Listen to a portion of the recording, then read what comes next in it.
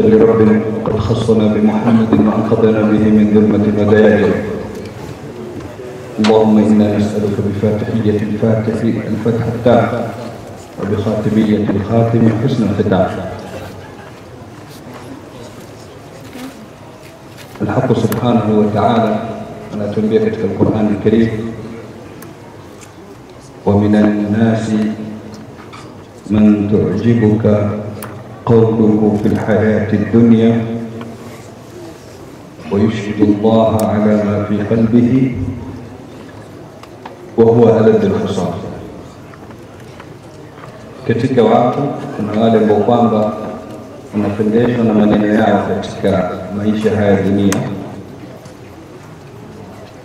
na anamshuhudisha Mola Subhanahu wa Ta'ala kwa dini iliyoko katika moyo wake.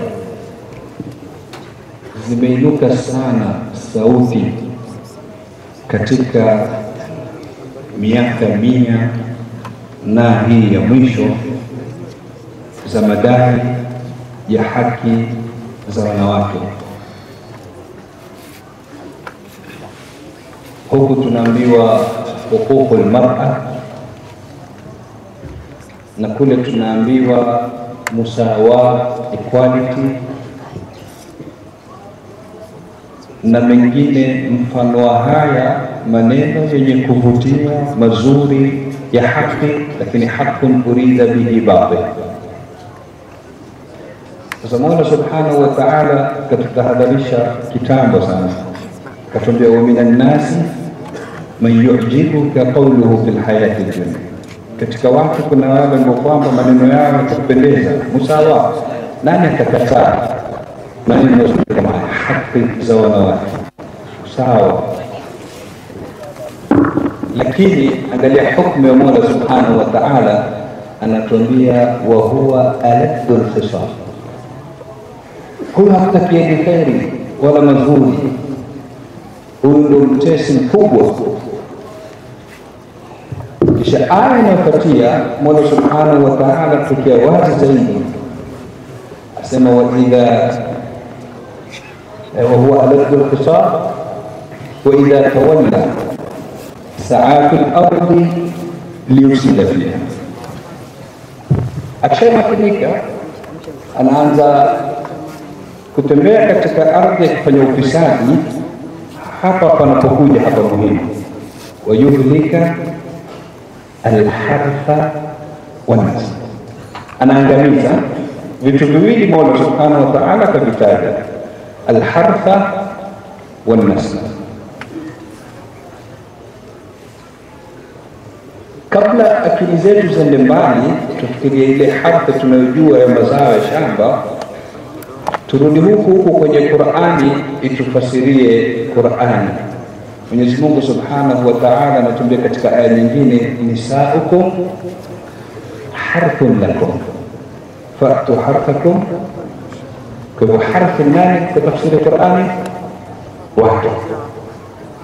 Kwa Mola anatuambia wayuhlika alhartha, lengo lake kuu ni kuja kuangamiza wanawake, wanasla na watoto. Na hili ndio lengo la msingi la kuasisiwa haraka iliyojulikana kama an-nasawiyya feminism, iliyokuja na madai ya kutetea haki za wanawake, kana kwamba hajapewa haki kama hiyo na sheria. Lengo kuu ilikuwa imwangamize huyu kwa madai ya my dress my choice, vazi langu chaguo langu. Sio vazi lake chaguo lake, ni atembee uchi kwa maslahi ya wengine, kwa madai ya kuwa ana huria, ama mwili wangu miliki yangu, naweza kutembea na nikakaa na nikafanya nitakavyo.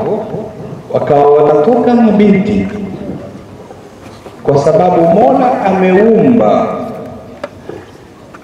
ile hisia ya umuma ya kutaka kuwa mama ndani mwao. Anataka kuzaa, lakini hataki kuingia katika ndoa, kwa sababu feminism imemwambia ndoa ni kaburi la mwanamke. Sasa atapata vipi mtoto? Anakwenda katika banko la manii. benki ya maji ya kiume, anasoma profile, maji haya mwenyewe ana macho sijui ya blue, mrefu, uko hivi na vile, mimi nataka mtoto wangu atakana. Kwa yuhlika al-hartha wan-nasl. Kwa hivyo kukosekana amudu nasab kitu muhimu sana katika sheria.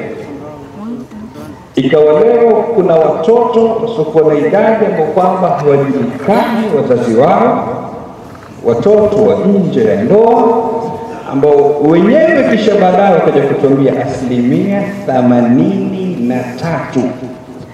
ya majambazi waliofungwa jela, wezi na wale ambao kwamba wameingia katika blacklist, 83% ni watoto wa nje ya ndoa.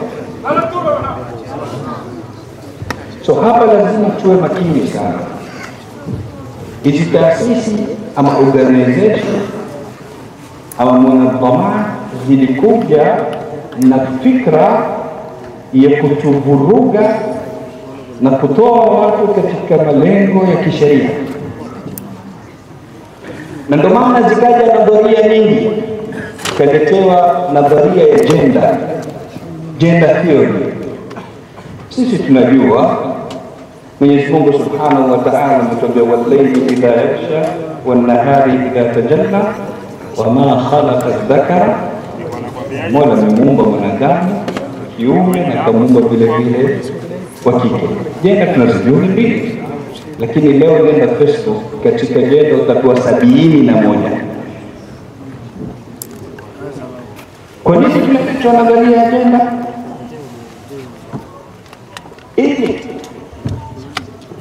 tuanguke katika malengo yao ya LGBTQ na mapenzi ya jinsia moja na mengine mingi mfano haya.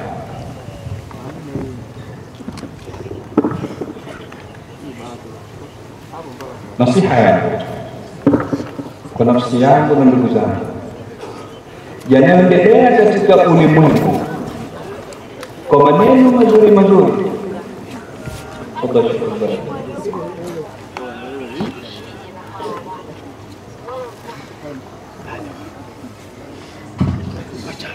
Mola Subhanahu wa Ta'ala tayari kitambo ashatutahadharisha nayo, wa huwa aladul qisas.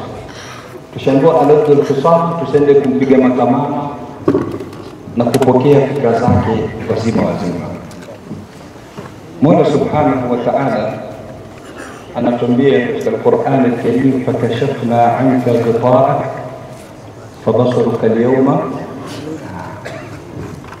tukakuondolea kile kizuizi kilioko katika macho. Sisi kuna vitu ambavyo kwamba matazia zileko mbele ya macho yetu zinatuzuia kuona behind the scene, yaliyoko nyuma ya pazia. Tukapewa taswira ya kimagharibi kuwa ndo kuendelea na takadum na hadhara ile dhifari tunafaa kunyanyua. Wala anatuambia fakashafna anka dhifaa fabasaruka al-yawma hadid. Mufassirin wanasema hadid maana yake yani taral umura ala haqiqatiha, yanaona mambo kwa hakika yake. Mara nyingine unaweza kuwa umetoka usingizini hujaona jambo vizuri kisha baadaye ukishasafisha ile macho ukaliona kwa picha nyingine tofauti, na mwingine mpaka avae miwani ndio ione kwa picha iliyokuwa ya sawa zaidi.